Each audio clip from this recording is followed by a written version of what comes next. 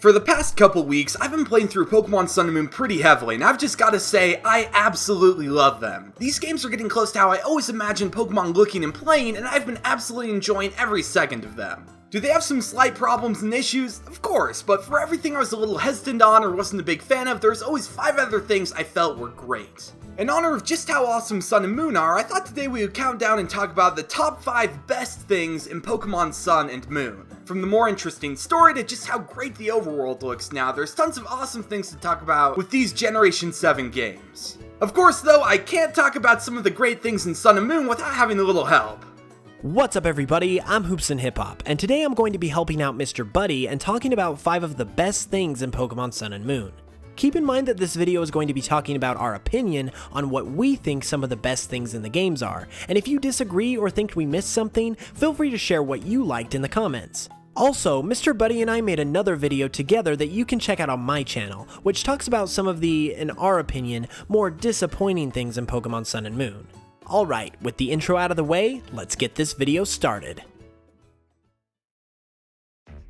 Before I start talking about the Island Challenge and Trials of Alola, it's worth mentioning that this gameplay idea actually ended up on both this list and Hoops' list, and I think that's for good reason. There's both positives and negatives to the Island Trials, and from the general consensus I've seen, most people seem rather split on the idea. There's definitely some aspects about them that I feel a little lukewarm to, but overall I like them a lot, and considering this video is about the top 5 best things in Sun and Moon, I'm going to try and keep this pretty positive and share what I enjoyed about them. Probably the biggest thing I liked about the Island Challenge and Trials was how different they were compared to the gym leader structure of previous games. Don't get me wrong, I liked the 8-gym format of past generations where I had to challenge a gym leader and earn a badge, but I really enjoyed how the Island Trials tried to change up the idea while still making it feel familiar. Much like gyms, in each trial you're required to battle either trainers or Pokemon during the bulk of it, but the actual theme and objective of the trials can vary quite a bit. There's one where you're on a scavenger hunt, another where you have to answer trivia questions, and even a trial where you're tasked with taking pictures in an abandoned store. While there's definitely an argument to be made for how exciting some of these trials are to play through, I really like that they were trying something different with them.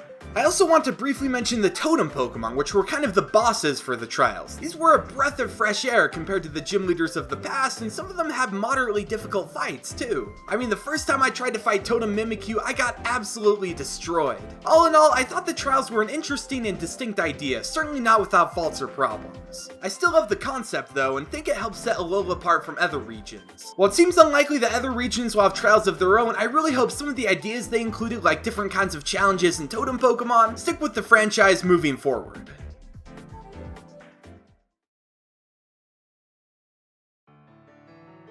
With Alolan forms, Game Freak has created a really interesting and unique idea for the Alola region. Taking older Pokemon that we've all become so familiar with and changing them up with new designs, typings, and abilities is not only cool to see, but helps expand the Pokemon world by making it similar to real life. In the real world, some animals adapt differently to various environments, and Alolan forms are kind of the Pokeworld's equivalent to that. These forms really help make the Pokemon world feel like a real living place where the same Pokemon species can adapt to different environments, and that's pretty cool. Not only that, but sometimes Alolan forms can be better, whether design or typing wise, than their original counterparts. Alolan Muck's typing of Poison Dark is pretty decent, Sandshrew and Sandslash's new Ice type designs look awesome, and Executor is just all around amazing.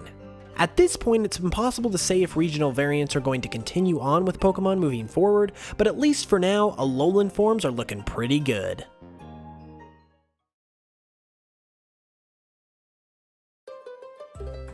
One thing I love about Pokemon games is when the region they take place in has a very distinct feeling and aesthetic to it. One of the reasons I love Johto so much is because it has a very rustic Japanese feel to it that most other regions didn't really have.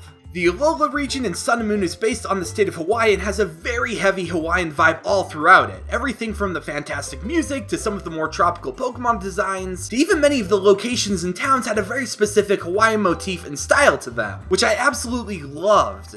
What I also liked about the region, and this is something I feel helped more with the presentation of Alola, is Sun and Moon switched to a more real-life proportionate visual style.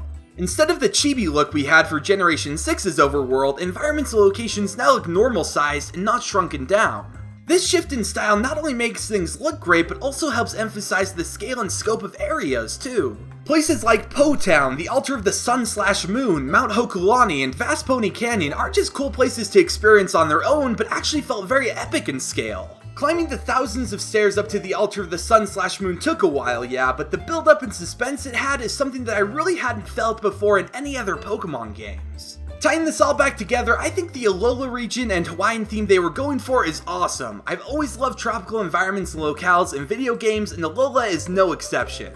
I know that when we eventually move on to the next generation, we're probably not going to get another tropical island region, but I'll still remember Alola and all the great places and vibes throughout it.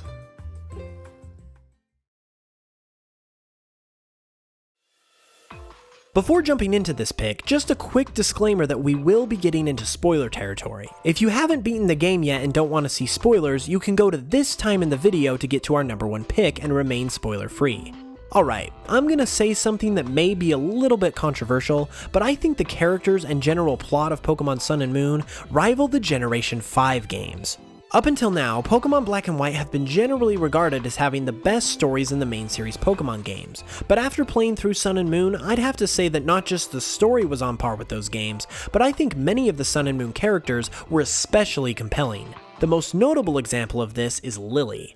Before the games came out, I was a little bit hesitant about her, because I thought she might be kind of like a Shauna type character that didn't really do much and would just follow the player around. Instead, I was happy to find out that she was an actual character with an actual story arc. She started out very timid and weak, but grew stronger and more confident throughout the course of the game. So much so that at the end, she sticks up for herself against her insane mother.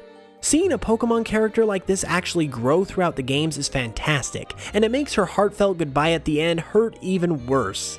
It's not just Lily that made the story of these games great though, there were a lot of other characters in Alola that helped a lot too.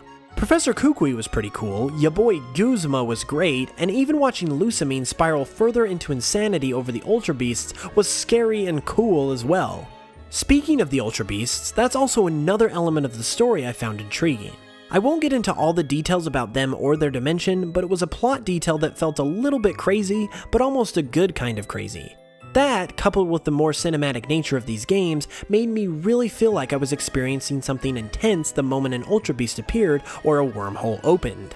It's impossible to say at this point if Game Freak is going to continue to have this kind of emphasis on the story and characters in Pokemon games, but I really hope that they do.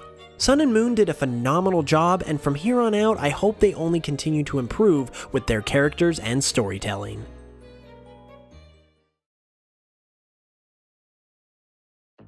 When I tell people that HMs being removed from the games is my favorite thing that Sun and Moon brought with it, most of the time people think I'm just being overdramatic and that HMs weren't really that bad in previous Pokemon games. Well, I hate to sound overly critical of the game mechanic, but I truly believe that HMs were one of the worst things about Pokemon, and kind of brought the games down a little bit. I can understand why they existed, as they were a pretty key idea for the structure of the games and how they played out and progressed, but in my opinion, they've always been kind of a hassle to deal with, and almost like an unnecessary restriction. With Pokemon Sun and Moon, the shackles of HMs have finally been broken, and the new Poke Ride mechanic now takes their place. Instead of being forced to teach a Pokemon a specific HM to move on, you now gradually unlock different ride Pokemon which help you progress through the Alola region. The core idea of HMs is still here, but it's implemented in a much better way that doesn't restrict you to teaching a Pokemon a move you don't want it to have or carrying around an HM Pokemon. It's such a great idea, and it's really nice to see Pokemon trying to move forward and improve a gameplay mechanic for the better.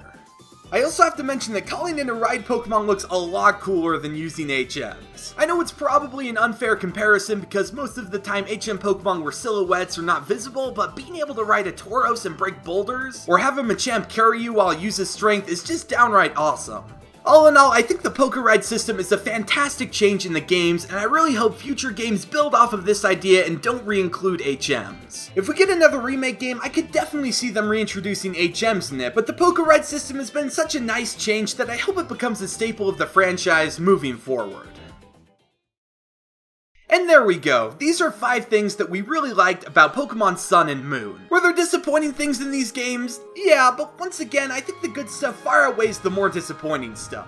If you want to check out our list where we talk about some of the things we felt a little more lukewarm to in the games, feel free to go over to Hoops' channel and check it out. Also, let us know what you liked about Pokemon Sun and Moon. At least for me, there was a ton of stuff I just didn't have space to include in this video, so I definitely know there's a bunch of great things about Pokemon Sun and Moon. Anyways, thanks for watching you guys, and I'll catch you later.